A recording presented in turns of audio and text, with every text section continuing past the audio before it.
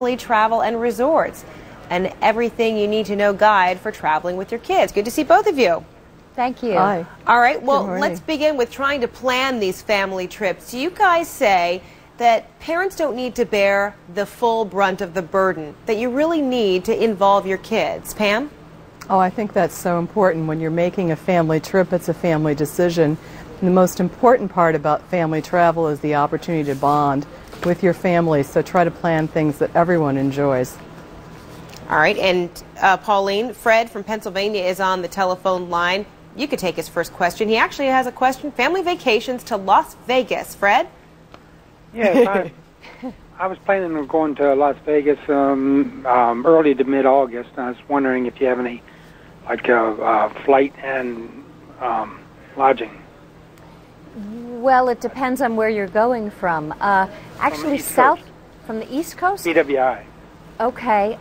Southwest Airlines Vacations and America West Vacations and Worry Free Vacations. Those are three package companies, and they tend to have pretty good air hotel packages to Las Vegas. Las Vegas is a city with hundreds of hotel rooms, and because of that, they need to sell them year-round. So often these packagers can get better prices on hotels than one can on one's own. So I would look at those three companies first. If you decide to do it on your own, from your airport, does JetBlue fly out of Washington to Vegas yet? They've had pretty good prices to Las Vegas. You may want to look at them. And then look on the internet. You look at the usual suspects. There are also good sites such as sidestep.com, quickbook.com.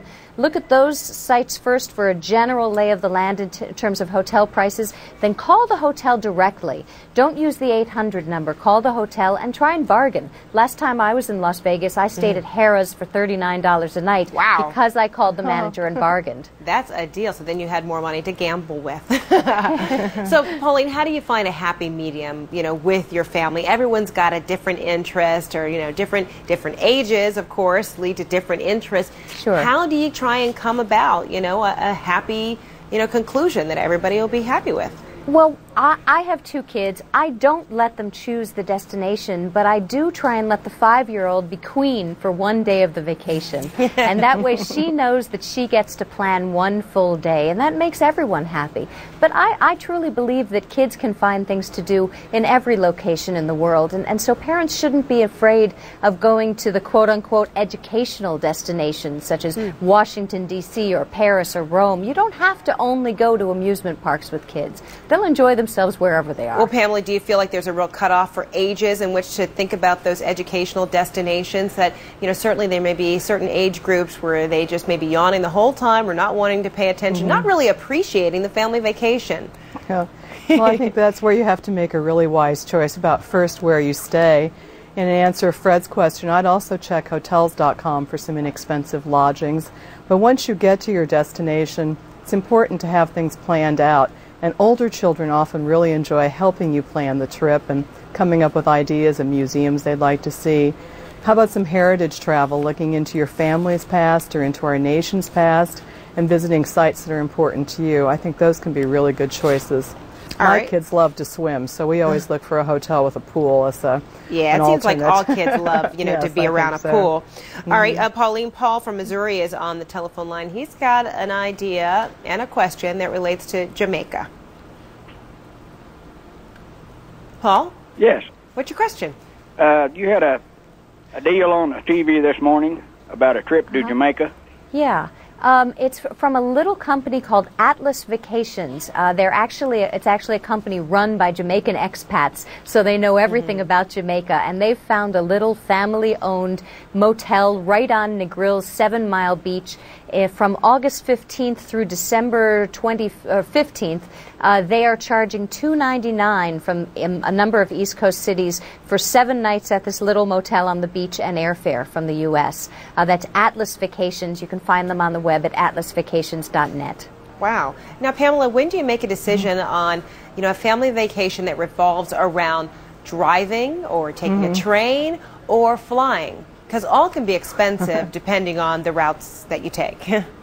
Well, I think for a family with a limited period of time, and I'm going to call that about a week, sometimes a driving vacation within 2 to 3 hours, even 4 hours of home, can be the best choice. Actually, according to TIA, 79% of all vacations this summer will be by car. I think car vacations can be a great choice, but don't try to go too far. And I always say on any vacation, don't try to do too much. I think taking it slow and easy is more relaxing and more fun. Gives people more time to be together and enjoy than rushing around. All right, we've got a call from New Orleans. What's your question?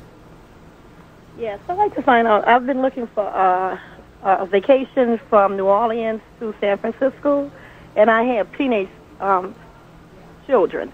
And I want to find out what is the best vacation deal I can get for that. Pauline?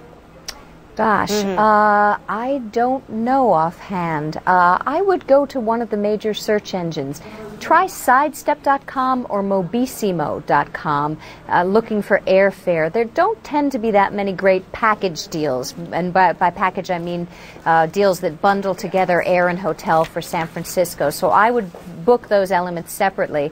And then do a search of the sites we discussed before, hotels.com, as Pamela said, quickbook.com, and try and find a decently priced hotel in San Francisco, which can be rough. It's an expensive city. All right, Pauline Fromer, Pamela Lanier, hold on a minute. We're going to take a short break. When we come back, more of your emails. Just send them to CNN.com, or you can phone $signs@CNN.com, or you can phone in some of your questions or comments at 1-800-807-2620. We'll be right back.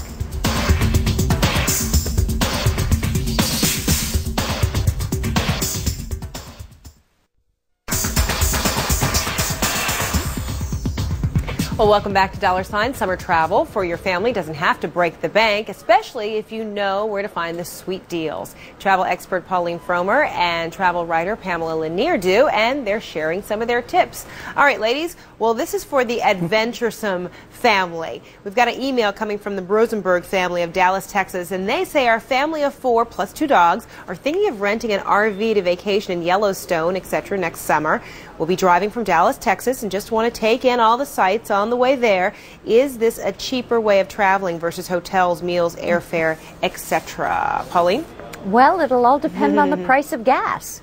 Because an RV is darn expensive to fill up, and with the price of gas as high as it is, it can get pricey. But it's a wonderful way to do it, and I think it ultimately will save